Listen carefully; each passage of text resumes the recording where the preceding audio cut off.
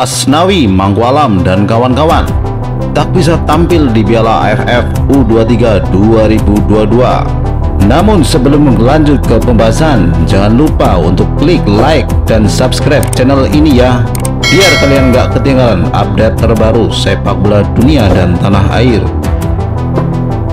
Momentum pemain lain bersinar bersama Timnas Indonesia U23 setelah Timnas Indonesia bermain dan mencapai final Piala AFF 2020. Kini giliran pemain muda yang unjuk gigi di Piala AFF U23 2022. Kejuaraan sepak bola Asia Tenggara untuk kelompok usia U23 akan diadakan di Kamboja pada 14 sampai 26 Februari 2022. Seperti sebelumnya, Timnas Indonesia U23 juga akan dipimpin oleh Shin Tae-yong. Dalam turnamen ini, Shin Tae-yong yang diharapkan dapat mempertahankan filosofi sepak bolanya, yaitu menggunakan formasi dan pemain di lapangan berdasarkan lawan yang dihadapi Indonesia.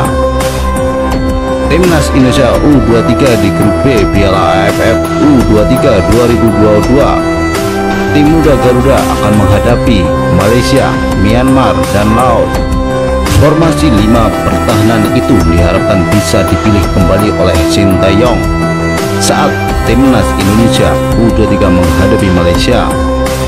Sementara menghadapi Malaysia dan Laos, Garuda muda diharapkan memainkan strategi yang lebih agresif, contoh 4-3-3 atau 4-2-3-1. Timnas Indonesia U23 juga memiliki tantangan tersendiri di Piala AFF U23 2022 mendatang, karena pemain yang bertanding di luar Asia Tenggara mungkin tidak dapat mengikuti kompetisi tersebut. Lombanya adalah kelompok umur.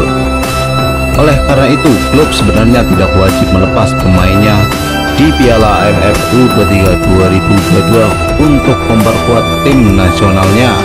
Situasi ini membuat Witan Sulaiman, Egy Maulana Fikri, Asnawi Mangkualam, dan Erkan Bagot tidak bisa memperkuat diri di Piala AFF U23 2022. Kekuatan Timnas U23 Indonesia, pasalnya keempat pemain tersebut pernah mengikuti liga di luar Asia Tenggara. Egy bermain untuk Slovakia, Witan dari Polandia, kemudian Asnawi Mangkualam bermain untuk Ansan Greeners dari Korea Selatan, sementara Erkan Bagot bermain untuk Ipswich Town di Inggris. Absennya Asnawi Mangkualam, Egy Maulana Fikri, Witan Sulaiman, dan Erkan Bagot dipastikan akan merugikan Timnas U23 Indonesia. Namun, ada keuntungan tanpa pemain ini. Pemain muda lain yang dimiliki Indonesia bisa mendapatkan kesempatan bermain. Ada beberapa pemain yang berpotensi bermain di posisi bek kanan, biasanya ditempati Asnawi Mangkualam. Sebut saja Rifat Marasa Besi dan Bagas Kava.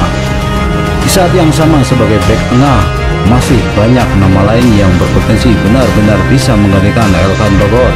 Bek muda seperti Muhammad Uchida serta Kakang Rudianto untuk posisi winger dan gelandang yang biasa ditempati Egy Maulana Fikri. Stok lebih banyak.